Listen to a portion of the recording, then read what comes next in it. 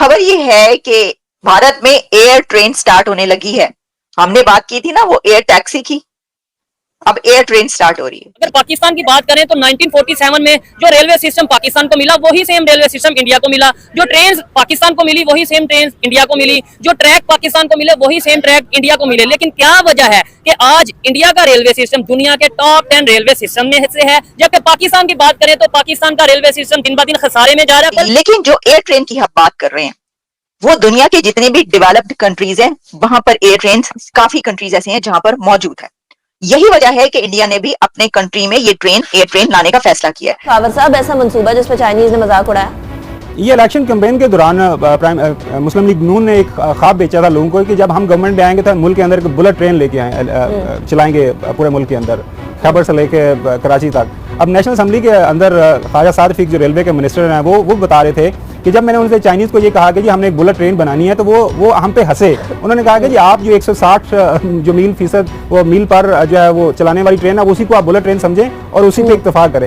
India का जो railway network है वो दुनिया में टॉप 10 में बड़ा रेलवे नेटवर्क में आता है। ठीक है। और जो इंडिया का रेलवे नेटवर्क है वो पाकिस्तान से ऑब्वियसली बात है बहुत ज्यादा बेहतर है। तो अब हम अगर देखें इसके ऊपर भी कंपैरिजन शुरू कर दें कि क्या पाकिस्तान में भी जो है वो एयर ट्रेन बनाई जाएगी। उसके लिए प्रॉब्लम ये है कि पाकिस्तान में तो जो वो वैन या बस जहाज तक जाती है और लेने के लिए आती है वो भी ना हो, तो वो थोड़ा सा फासला है एयरपोर्ट का, वहां पे बैठे हैं और आप उतर जाएं। इस्लामाबाद का एयरपोर्ट तो बहुत ही वो छोटा सा एक डब्बा है उसमें बैठे और आगे इंटरनेशनल एयरपोर्ट अगर आप कहा जाए ना तो वो उस मुकाबले में उस लेवल पर पाकिस्तान में कोई भी वैसा एयरपोर्ट नहीं।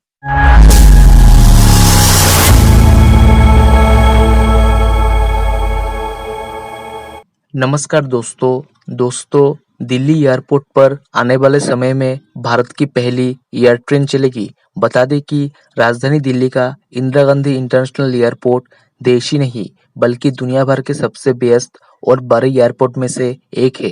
दिल्ली एयरपोर्ट से हर दिन हजारों यात्री उड़ान भरते हैं।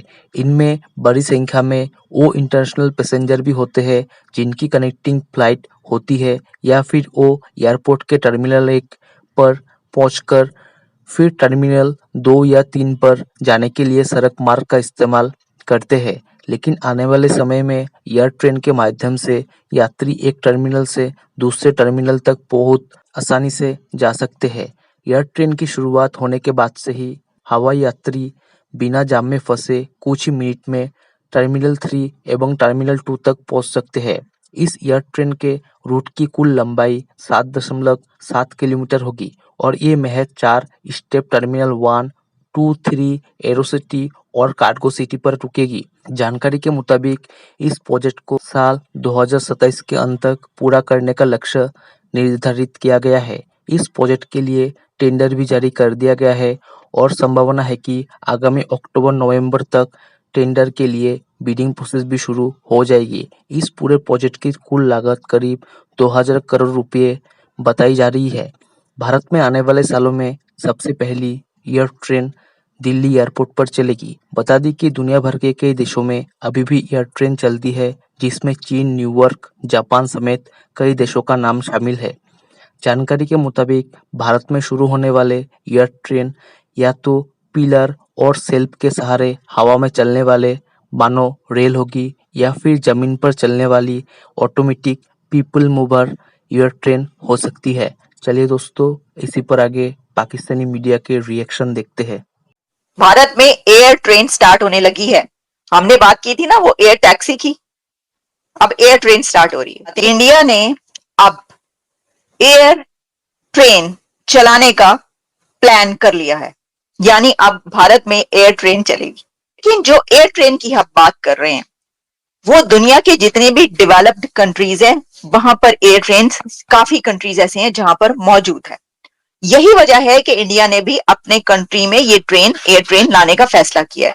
क्योंकि मैं आपको पहले भी बता चुकी हूं कि भारत में जो मोदी सरकार है वो तमाम स्टेप्स ले रही है कि जिससे जो इंडिया है वो एक डेवलप्ड कंट्री की लिस्ट में शामिल रहे और वो इसमें आगे बढ़े और नजर आए लोगों को कि अगर वो दुनिया का मोस्ट पॉपुलस कंट्री है, अगर वो 5th लार्जेस्ट इकोनॉमी है, अगर इंडिया 3rd लार्जेस्ट इकोनॉमी की तरफ जा रहा है तो उसके लिए वो सारे फीचर्स होने चाहिए कि जिस पे जो कि बाकी कंट्रीज के पास, यानी एक डेवलपिंग कंट्रीज और एक डेवलप्ड कंट्रीज। तो जो डेवलप्ड कंट्रीज जैसे कि इंडिया है और ऐसे बहुत सारे कंट्रीज जिनकी इतनी पॉपुलेशन है, उनको डेवलपिंग से डेवलप्ड की तरफ जाते हुए बड़ा एफर्ट करनी पड़ती है। तो इंडिया ये नहीं होगा कि लोग उसे ये कह सकेंगे देखो तुम हो तो 5th लार्जेस्ट इकोनॉमी या तुम हो तो तीसरी बड़ी इकोनॉमी, लेकिन तुम्हारे मुल्क में ये नहीं है। देखो अमेरिका में तो ये है, देखो यूरोप में तो ये, लेकिन तुम्हारे कंट्री में ये तो नहीं है।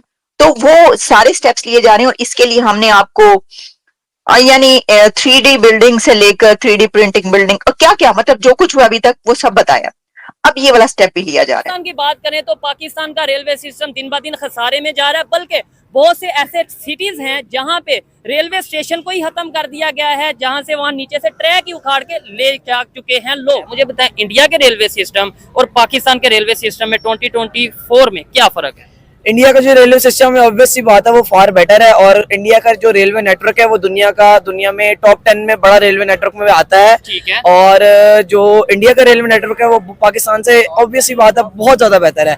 उनकी जो कोचेज है, उनकी जो ट्रेन है, उनका जो ट्रैक है उसकी स्पीड लिमिट बहुत ज्यादा है। उनकी ट्रैक जो है वो इस टाइम 160 पे जा रहा है, 160 पे जा रहा है। और आपके पाकिस्तान का जो ट्रैक है वो 105 की स्पीड सपोर्ट करता है, जो कि रेयर नहीं 105 आपको अलाउड है। ठीक है, जो कि नाकाबिले कबूल है इस दौर में 2024 में। आपके सामने आप बस में जाते हैं वो जाती है 120 130 और ट्रेन जा रही है 105। इंडियन रेलवे सिस्टम मैं समझता हूँ कि पूरे बर्रे सगीर में तमाम ममालिक से आगे है। ठीक है। और हमारा रेलवे सिस्टम जो है बल्कि इसको अपग्रेड करने की बजाय मैं समझता हूँ कि ये डिक्रीज हुआ है। एक लाइन भी 1 इंच लाइन भी इन्होंने जो है ना हमारे मुल्क में रेलवे की नहीं बिछी। इंडिया साडे को पहले डरदा सी, कहंदे इन्हां कोल एटम बंब दे हत्थ च हैगा, हुण इन्हां हत्थ च स्कोल है, असि की काम करना। ये पंजाबी में बोल रहे हैं लेकिन आप इनकी बात समझ गए होंगे, थोड़ा उर्दू में कोशिश करें। यही बात उन्होंने बोला है कि इंडिया पहले ये कहता था कि पाकिस्तान के पास एटम बम है, एटम बम हाथ में बम है। अच्छा, आप कहते हैं इनके हाथ में स्कोल है, क्योंकि फकीर को तो जो मर्जी छुट्टा मारेगा। अगर आपने स्टैट्स देखे होंगे ना, इंडिया में जो 70% कम्यूट है ना वो बाय ट्रेन होती है। वो इसलिए होती है क्योंकि वहाँ टाइमिंग्स और सर्विस अच्छी है। उनको पता है कि जो जॉब पे जा रहा है उसे पता है मैं टाइम पे पहुंच जाऊंगा, और ये सारी चीजें हैं। अगर हम अपने से कंपेयर करें तो हम ज्यादातर लंबा सफर जो जिन लोगों ने करना वो ट्रेन पे करते हैं, अदरवाइज वो लोकल ट्रांसपोर्ट बाइक हो जाता है। हम कंपैरेटिवली बात करेंगे, डेफिनेटली इंडिया के पास सबसे बेस्ट रेलवे सिस्टम है और उनका सबसे वाइडेस्ट सिस्टम एग्जिस्ट करता है। और अगर हम अपनी रेलवे को बेहतर नहीं करेंगे तो अल्टीमेटली आप ये रोड्स देख रहे हैं, आप लाहौर के अलावा किसी और सिटी में चले जाएं। इंडिया अमेरिका को कम्पीट करना चाह रहा है, चाइना जापान को कम्पीट कर रहा है, और पाकिस्तान हमारे पास सबसे बड़ा मसला कुदरती आफात है, हम उन्हीं से कम्पीट कर रहे हैं। जैसे ही हम जरा से सेटल होते हैं कोई सैलाब आ जाता है, कुछ ना कुछ ट्रैक तो वो आके ले जाता है। जय हिंद दोस्तों, स्वागत है आपका आपके YouTube चैनल जय हिंद पर। वीडियो को लाइक और चैनल को सब्सक्राइब जरूर करें और हम आपके लिए पाकिस्तानी मीडिया के एक से बढ़कर एक लेटेस्ट वीडियो लाते रहेंगे।